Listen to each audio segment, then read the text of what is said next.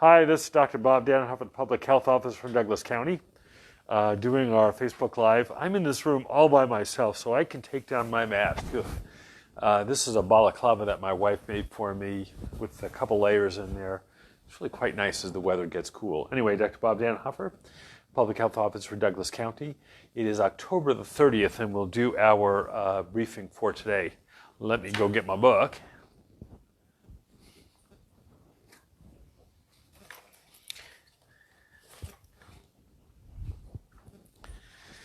So I spend most of the day almost every day, just reading and learning more about COVID.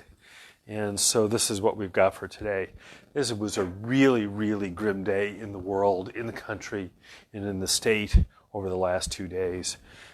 In the world, we're at 45 million cases, over 1 million deaths. Yesterday, there were 548,000 cases in one day. That's stunning. You'll remember in the beginning, in the whole of the Chinese episode, there was less than 100,000 cases over the entire 8 weeks that they dealt with this. And for us to have 548,000 cases in one day is just amazing. Deaths, which had been coming down, now clearly up again to about 6,000 a day. And it's stunningly active in the US, India, Brazil, Russia, France, and Spain. So these were areas that previously had it under reasonably good control. And France and Germany have now started some lockdowns because they've had so many cases. So France, for example, had 47,000 cases, but it's only a fifth the size of the US. So really just stunning numbers of cases. Now, they have not yet seen a big increase in hospitalizations and deaths. In the US, we're at 9.2 million cases, 234,000 deaths. Yesterday, there were 91,000 cases, and it looks like today is going to be about the same. 91,000, again, remember, in the whole 6 weeks in China, they had less than 100, so to have 91,000 in a day is just stunning. Incredibly active in Texas, Illinois, Wisconsin. There are now 33 states with over 1,000 cases in a day. So the number of states with over 1,000 cases is just a measure of how many places in the country it's active. And with 33 states with more than 1,000 cases, it is very, very active throughout. And the deaths, which had gone up in the first wave, then down, up in the second wave, and now down, are now starting to rise again. There was some media stuff about deaths had fallen to near zero, and that is sadly not true. In Oregon, we have 43,000 cases. Yesterday, 575, and I heard today that we have 600 cases today. So, we didn't hit 550 until last week, and then 575 yesterday, 600 today. Really very, very active. And it's very active mostly now along the I-5 corridor, Jackson, Douglas, Lane, Marion, Multnomah, and Washington counties, all very, very, very active. We are still, we in Douglas County have 374 cases. We had 5 new cases today. We had no new deaths, thank goodness. We only have 2 in the hospital, which is a relatively low number. But we have so many outbreaks. We have 2 school outbreaks. We have multiple workplace outbreaks. We have outbreaks in clinics. We have outbreaks related to travel. We have outbreaks related to gatherings. It is really, really, really stunningly active. So this is your time to ask questions. Ask questions, I understand it's a different time, so we may not have as many from before, but we'll see. Also, remember, we have Facebook questions at douglaspublichealthnetwork.org. That's a mouthful. So if you think of questions in the middle of the night, want to ask those questions, put them in the Facebook questions, and we'll do that at our very next Facebook time. So one of the things that came out today was some new school metrics. And Lori asked if I could explain the new metrics for us. I'll try. So let me give you some history. So these things always start with history. So in the spring of the year, when the disease started to get active in March and April, schools closed. And schools throughout much of the country closed in March, so that there was not a lot of schools open in the United States between March and the end of the year. In August, the state wanted to come up with metrics to have people get started. And typically what would happen in a pandemic like this is it would be good national advice, and then people would work off that national advice. But you remember this summer, there was a lot of controversy about opening schools that went anywhere from you should never open schools to you should open schools only when there's no cases around. And so the governor put together a group of people, and I was one of those, to look at what the metrics should be. We looked at the school metrics in other places in the world that don't have the long summer vacation that the U.S. has, such as Europe and Asia, and we looked to see what they did when they started schools. We also tried to find places that didn't do well when they opened schools that would be a cautionary tale, and we came up with a group of metrics. We were like the first state in the country to come up with definitive metrics. And our metrics were really quite conservative. So you had to get to a really low case rate to open schools. And then what happened was there was a lot of confusion about what happened in big counties and small counties and remote and rural. And so everybody asked for an exception. So it started off as fairly easy, fairly elegant little metrics, became really a bear to figure out what to do, because there were the metrics and exceptions to the exceptions. And I think in one case there's an exception to the exception to the exception, which made it incredibly difficult to do. But most of those exceptions were made so that because people thought, if I was in a really rural district like Camas Valley, should I have the same metrics as I was in a more urban place like, say, Lane 4J. And so all of those differences were made. When we did these in August, we realized we were first. We realized that after we made them that there would be other states and other areas that would make it, that would come up with others. And so we promised in August when we put these out that in 2 months, it seems longer than that, but in 2 months, we would review these to look at what the new data is. Well, since then, Washington came out with metrics, Alaska came out with metrics, California came out with metrics, and the CDC came out with metrics. And it turns out it's really confusing because we in Oregon used 1 week metrics for 3 consecutive weeks. Other places used cases over 2 weeks. Some used case over a week. And so it was really a bit confusing about what's going on. So we waited until the end of September when all these other metrics were out, and then we tried to harmonize them so that people wouldn't be saying, well, why is Washington this over 2 weeks and why is Oregon 1 week for 3?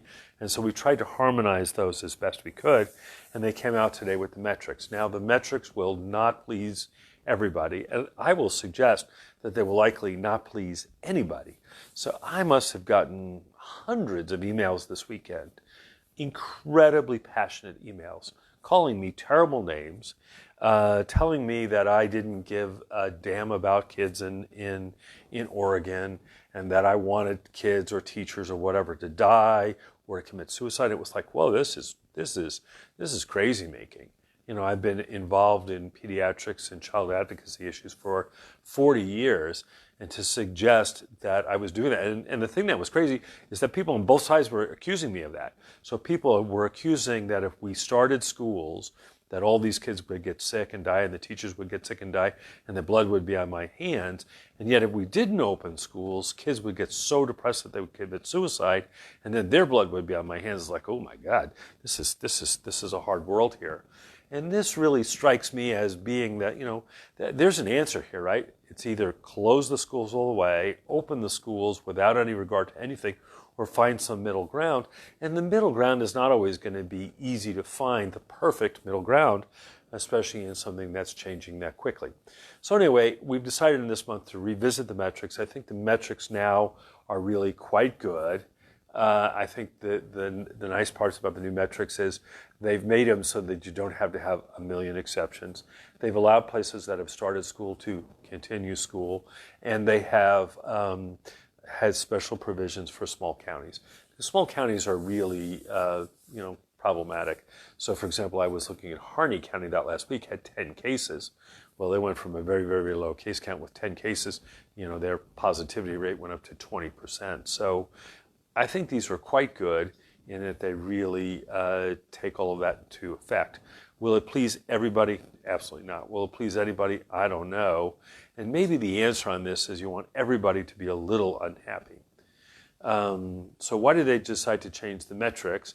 Well, they decided to change the metrics because, again, remember, we were very early. We came in kind of conservative. There are other new metrics out there, and we decided to harmonize our metrics with the others. The metrics are about 25% or so less stringent than they were before. So previously, I know this is going to be confusing, previously the measure that you were totally in the clear was less than 10 cases per 100,000 per week for each of 3 weeks. And now it's less than 25 cases over 2 weeks, which is less than 12.5 cases. So it's about 25% more lenient. It also appears that local decision making is put to the fore, so that rather than people at the state making the decisions, local school boards get to make the decisions, as they always did, but now it's a little clearer about that. So Krista says it kind of feels like everyone gets a trophy. If you don't meet the standard, just change the goal. Well, I mean, that would be one way to look at it. That was not the reason they changed it. They changed it because there is new data. Casey said, what is the estimate of actual cases out there, given known cases is just what we know from testing? And that's exactly right. So you only know about the ones you've tested. How much disease do you think is there? And so there are a couple of ways to know that, right? So one of those is to do antibody testing. So if you do antibody testing, you say, well, if 2% of the Oregon population test positive, and that's about what it is, then there were about 80,000 cases, and we've found about 43,000 cases. So it sounds like we've found about half of the cases. That strikes me as being right? There are going to be people who are asymptomatic. You're not going to find them. There are going to be people like we hear about all the time. Oh, the family's been sick for weeks, shortness of breath, and dyspnea. Did you ever go and get a test? No, but now we're worried because grandma is sick with this, and we're worried she's going to die, so they get grandma tested and she's positive. Probably people were positive before, so people not getting tested, asymptomatics, are probably the reasons that we don't catch it. So the estimate of actual cases out there, I think it's probably 2 or 3 times what the number is. So Oregon says 43,000, so it's probably somewhere between 80 and 150,000. In Douglas County, that would suggest then that there's probably been another couple hundred cases, and that wouldn't surprise me at all. So Chris says, what information was used to determine a change was needed for the school metrics? So we didn't say that a change was needed, but we said was we would reevaluate it in October. This being October, it's the time to review it. The new information that was used was further information from Europe, further information from Asia, and information from places in the United States.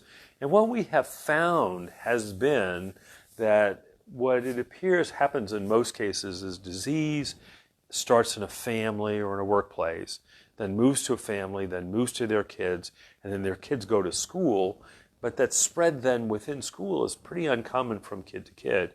And in fact, we've had now 8 school outbreaks, and that's what appears in each of the cases, that the kids got this at home, that they went to school, but that we've not really seen a second confirmed case in the school. Now, up at East Primary when we had it, there was one kid who had it, and then another kid and a teacher who had respiratory illnesses, but were tested and tested again, and they did not test positive.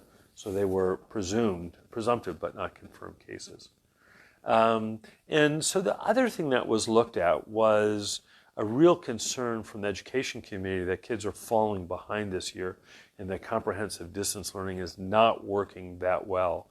And I would tell you, seeing kids in the office and asking about what's going on at school, it's not working well. There are a lot of kids who are really, really struggling with distance learning. And what we're also seeing is that it's further increasing disparity. So, I've told the story that I go in there and I talk with one family and ask them how they're doing. We're doing great. We're almost finished with all the Harry Potter books, which even I've not done.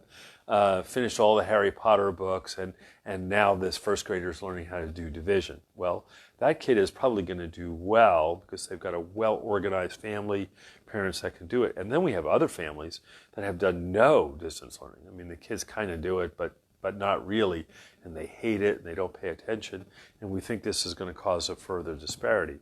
So I think the new information was that the disease spreads less in schools than we thought it might, and the other thing was that the alternative, which is comprehensive distance learning, has been pretty terrible, and I think that's the reason that they wanted to go ahead and do a change in the metrics. So Amy says, how common or rare is it to have absolutely zero symptoms and yet test positive for COVID, Amy asks.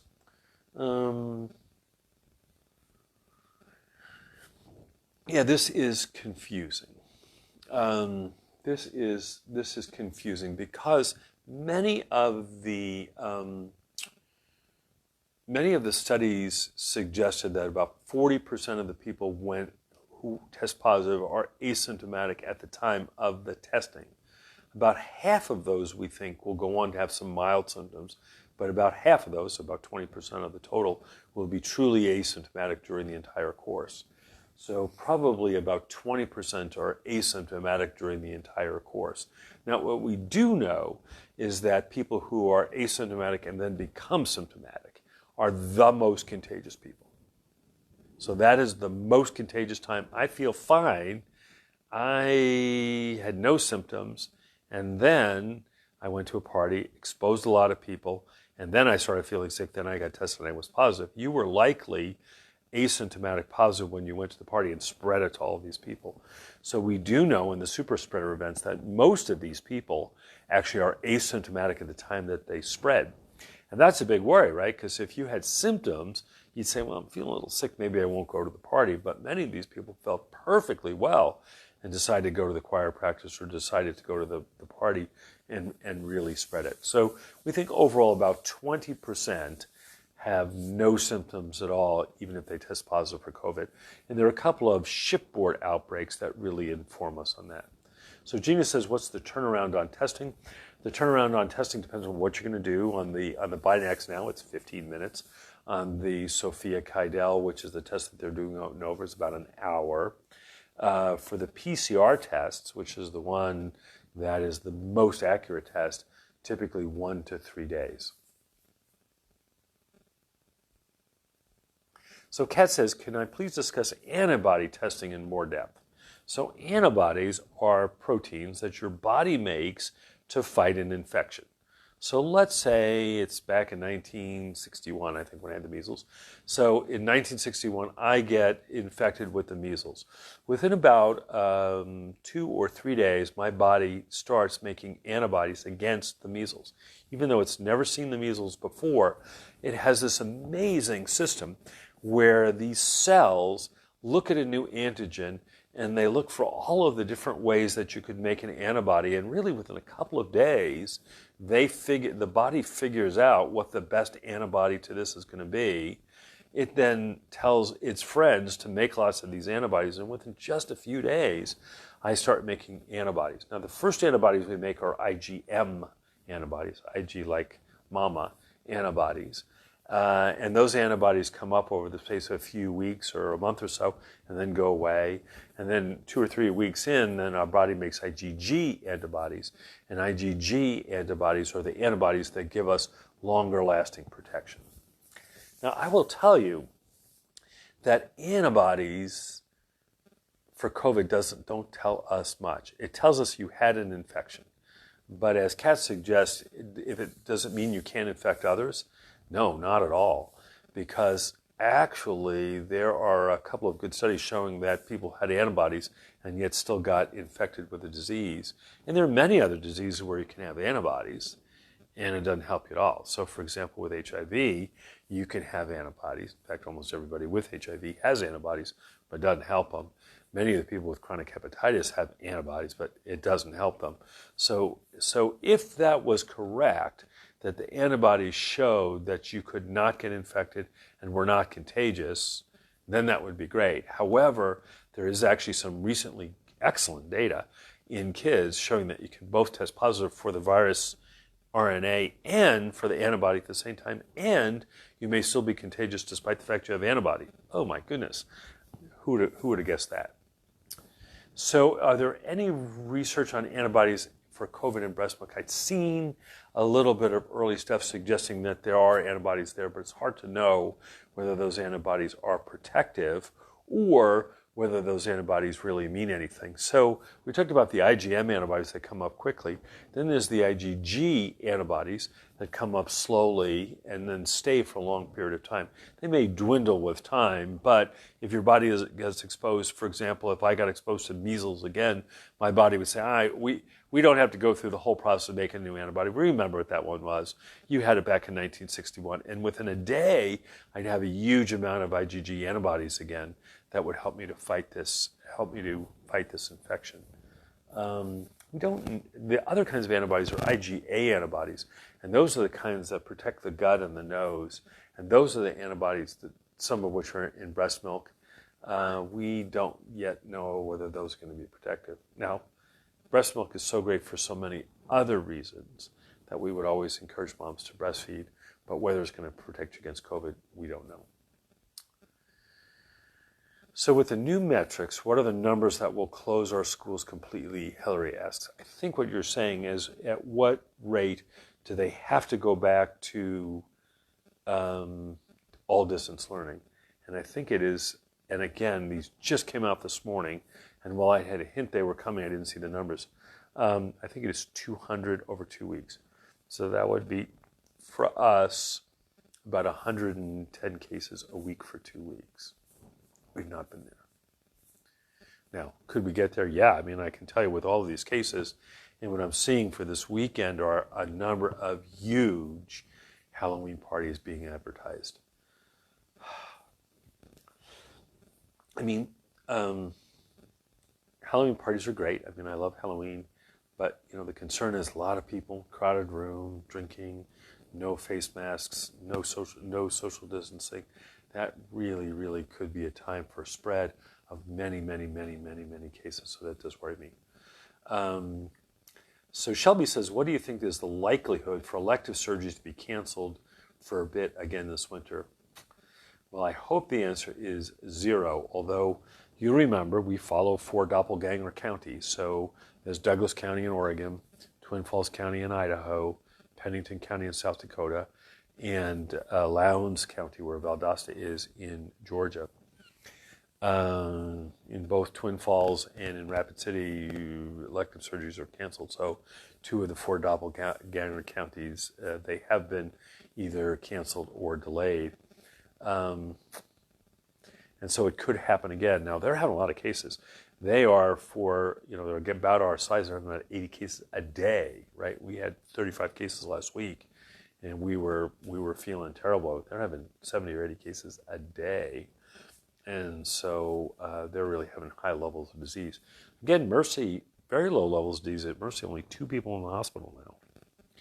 And so, it's a big, strong hospital. They're doing all kinds of other things. Elective surgeries, emergency department, all kinds of regular stuff that people have. So Mercy has done an amazingly good job working with the rest of us to keep the case count down. Okay, let me go ahead and a few other things that we have here. One is we did a flu clinic again today. I hope everybody was there. If they're not and you've missed it, there's going to be another one on Veterans Day, a drive-through clinic at the fairgrounds, and that would be a great, great thing to do. Somebody earlier this week asked about a drive-through flu clinic in Reedsport, and I think one of our staff members has talked to the mayor in Reedsport, and I think they're at least talking. I don't know what's going to happen on that. A couple of things on vaccines. Remember, there were 4 vaccines in phase 3 trials in the United States. The Johnson & Johnson vaccine, I believe, is still on hold, but the AstraZeneca vaccine, they said they could open again. There was some hope that by the end of October or the middle of November, we would know about efficacy. No data yet, so it is likely to be off for a little bit longer. Now, one of the differences is that Oregon, Washington, California and Nevada are going to work together and do an independent review of the safety of vaccines. So I've been asked about this, and actually I was on Lars Larson the other day and he was asking me about this. And I think actually it's a good thing. And the reason I think it's a good thing is because people have worried that the FDA has, I'll put it nicely, bent to political pressure. So there have been a couple of decisions that they've made that people have really scratched their heads, really said, I cannot believe that the career scientists at the FDA approved this, and then when you go back, they really didn't. So one of the examples was early on in this pandemic, it was recognized that we were going to need testing for this. And the FDA for months held on to its incredibly rigid test protocol. So their test protocol in the FDA is very rigid. I mean, you have to try it under all kinds of new circumstances, try millions of tests. They really, really look at every detail. And so they're phenomenally picky. Well, during this outbreak, being phenomenally picky like this meant that if a test was delayed 6 months or a year, that would be terrible. So they went from being very picky to saying, like, we're not going to do anything. And there was probably a middle course which was correct. So for example, on these Binax now, which I've talked about, the feds bought $760 million with an M dollars worth of these tests, and they'd only tested them on 102 people, including no children. And so, typically if the FDA was going to do that, they would request on tens of thousands and all kinds of cross stuff. They didn't require any of that, and they just approved this. And so there's been a worry that the FDA has bent to political pressure. And because the FDA has bent to political pressure and they might approve the vaccine, there's been a real concern that people won't get the vaccine because they'll think that it wasn't really fully safely done. Now, I think in the term of vaccines, it will be safely done, in which case the review by California, Oregon, and Washington will say, yeah, it was safely done, it was appropriately done, and go get it. The biggest concern that I have with vaccines, and there's lots of concerns, are they going to work? How are you going to make enough? How are you going to get it to the clinics and the cold chain? Who in the world is going to deliver this? But I think the biggest one is, are people willing to get it? And if people are not willing to get the vaccine, you could have the best vaccine in the world, and it's not going to do anything. So I think anything that increases people's comfort in getting this would be great. And I think if there was an independent group who looked at it and they said it's safe, put me in line first and I'll get it. Yeah, so Kat says there was a Kansas study comparing counties with and without masks. And so we'd heard about this study yesterday from the CDC. And basically what they looked at is they looked at places that did masks and didn't do masks. And they're pretty able to tell that there was a difference in the place that didn't do masks. Now, the problem, unfortunately, is that if what you're trying to do is prevent disease, wearing masks will help. Having a mask mandate will help, but the causal thing through there is a little hard to do. But there are many, many studies that suggest now that masks really are important, and so I really encourage people to do it. So Bruce says, are we able to contact trace all cases? Is there evidence of community spread? Well, so let me go the other way. So community spread, actually just got off a phone call talking about what community spread means. Well, community spread means widespread, sporadic cases. That is, most cases you can't figure out where they came from. And there are some places in the state where that's true.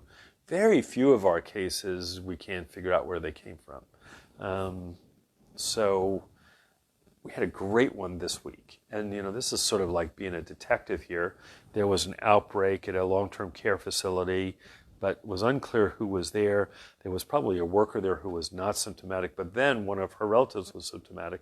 So, we think we traced this back to where it happened, and it starts outside the nursing home, not surprisingly, and then moves in.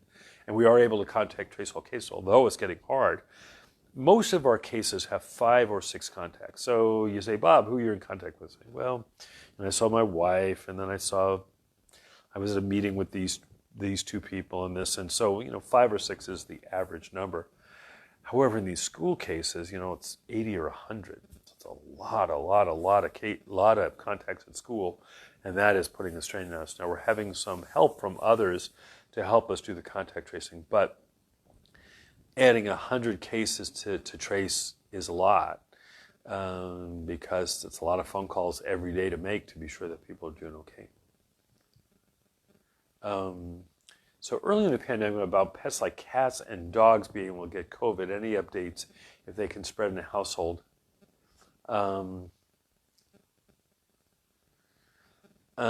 So the data on animals is that dogs seem to get this less than cats, that cats seem to be more efficient, and mink and ferrets actually seems to be the best spreader. So there's some huge outbreaks among mink population, and some evidence this went from people to mink, and maybe from mink back to people.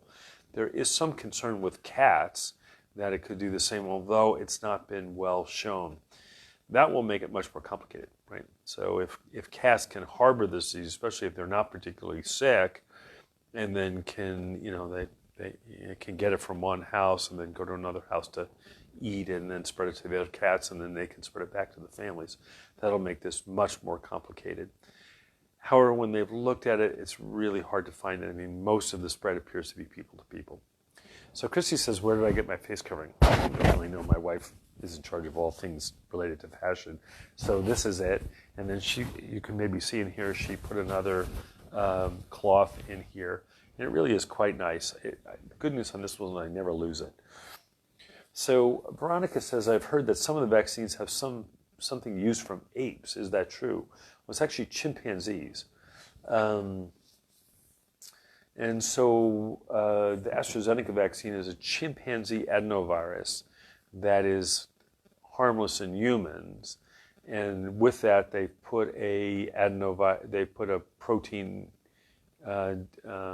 genetic material inside the virus, and so then you get infected with this adenovirus from a chimpanzee. Your body responds to it, makes the protein, makes antibodies to the protein, and that should protect you against the new disease.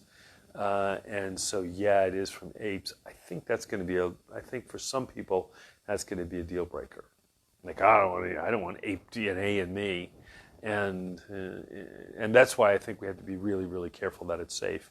I mean, there's other things that we put from other animals in our body, and it doesn't seem to cause big issues. But nonetheless, you can see why people would be nervous.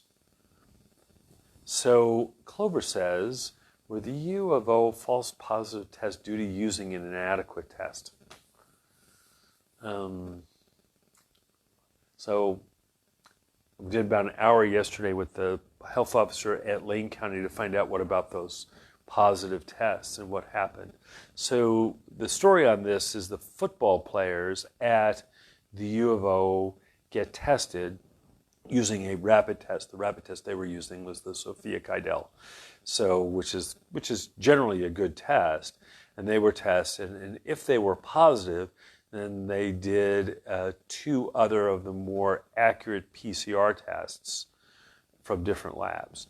And in 5 cases they had last week, the test that tested positive on the first test later tested negative on the others. The question is, what do we make of that? I don't know. There was some concern about the machine that they did it on, the machine that they were doing it on malfunctioned, and that's what gave them the positives, but I don't think we know for sure. So there are a couple of issues here. One is in Oregon, once you have a positive, it's a true positive, and except in extraordinary rare circumstances like this, a positive is a positive is a positive.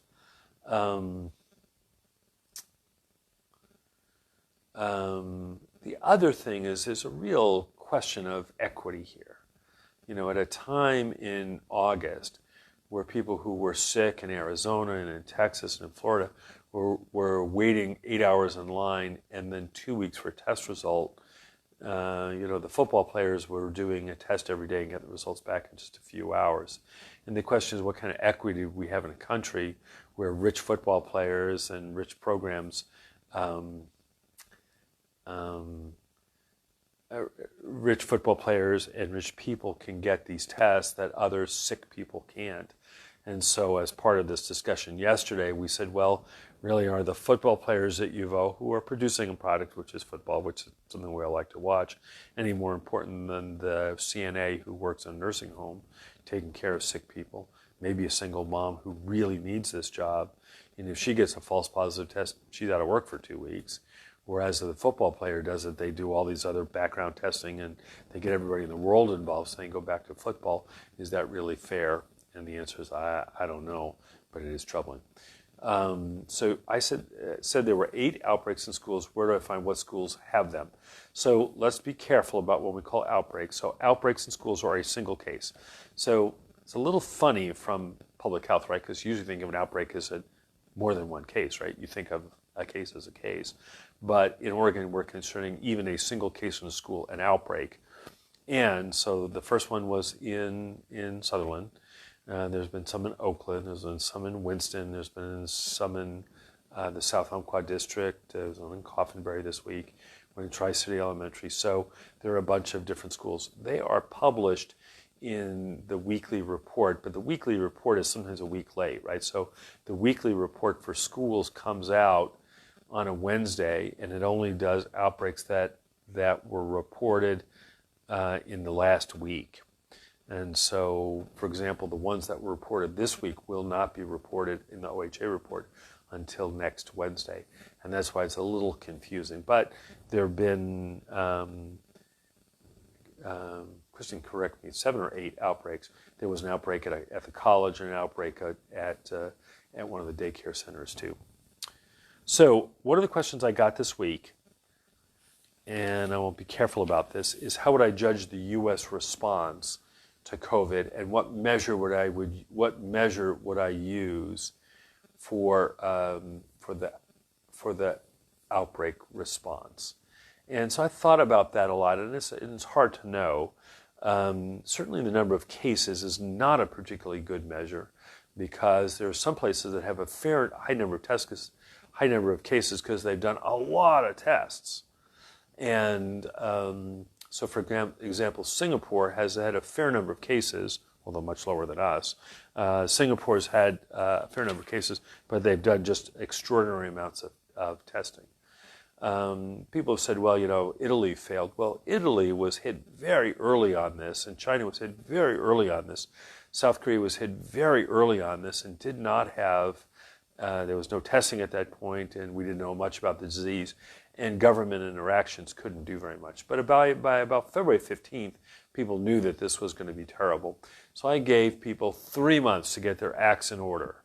So from February 15th to May 14th, to get their acts in order. And then I said, let's look at deaths after May 14th. So deaths are deaths, right? So it's not like you can, not like you can sort of guess on deaths, or deaths will change because how much testing you do.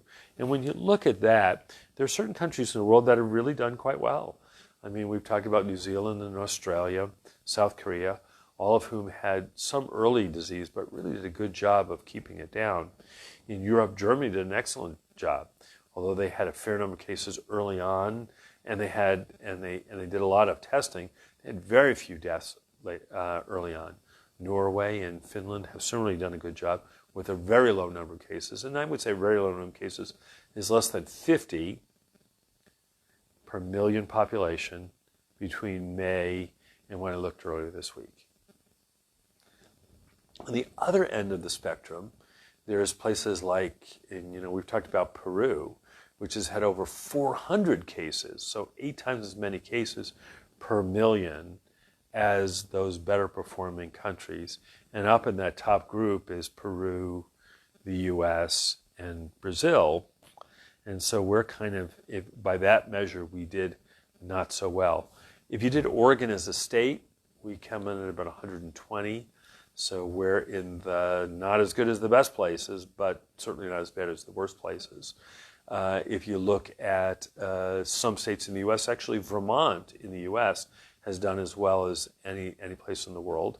But then there are other states in the U.S. that have really, really, really struggled, especially places like South Dakota and Wisconsin. So, it's hard to judge, right? But people will judge what went on and what happened. And the question is, where did we go wrong here? Some of this is the U.S. is a complicated country, right? We are a busy country with lots of international travel, lots of travel among ourselves as people move from area to area, all things which increase it. There was clearly an issue with testing early on with the CDC test. There was clearly an issue early on with the CDC testing. I think the messaging has been all over the place, which has made it really, really hard for us to know. Okay, so I'm getting the outbreak here. There's 7 schools, 1 childcare, and 1 college. And then there was another one maybe today. So, these things are coming in every day at what seems to us a blistering pace. However, again, compared to our doppelganger counties, not so much. So, the college outbreak, again, people just don't go to college. They go to college and have outside lives. People who work in daycare settings do other things. They go to gatherings and whatever else. And that's why I think it's really important for us to recognize that the number of contacts we have in a week is additive. So if I go to a big Halloween party tonight and there are 30 people at the Halloween party, and then I go to another Halloween party with another 30 people tomorrow, I now have 60 contacts in these last 2 days. So that if on Sunday then I get symptomatic, they say, well, tell me your contacts. Well, I had 30 on Friday and 30 on Saturday. There's a huge number of contacts that can now get this and spread this to others. So please, please, please be careful about social gatherings. The other thing that we've seen this week when we look at our outbreaks is people have gone to work while they are sick. And going to work while you're sick, going to school while you're sick does 2 things. One is it increases the risk of spread, but it also tremendously increases the number of contacts. So again, if most of us don't have the same contacts every day, right? So we would go to a meeting with one group on Monday and a different group on Tuesday and then see different people on Wednesday. Again, if you start getting sick on Monday and stay home on Monday morning, you haven't exposed any of those. If you go to work on Monday and then get sick on Tuesday, you've exposed those people on Monday, but not the people on Tuesday and Wednesday. And it really becomes a numbers game. So these people who have worked sick for a week have exposed dozens of people. All of those we need to go back and trace and see how they're doing. And many of them put them in quarantine. And I can tell you, being in quarantine is no fun. I mean, people in quarantine are asked to stay in their room for 2 weeks. And so when I was a bad boy, I used to have to stay in the room for an hour or so. 2 weeks is a long time. And so we would prefer not to have as many people in quarantine. But again, the way to do that is for people to limit the number of contacts that they have. All right. I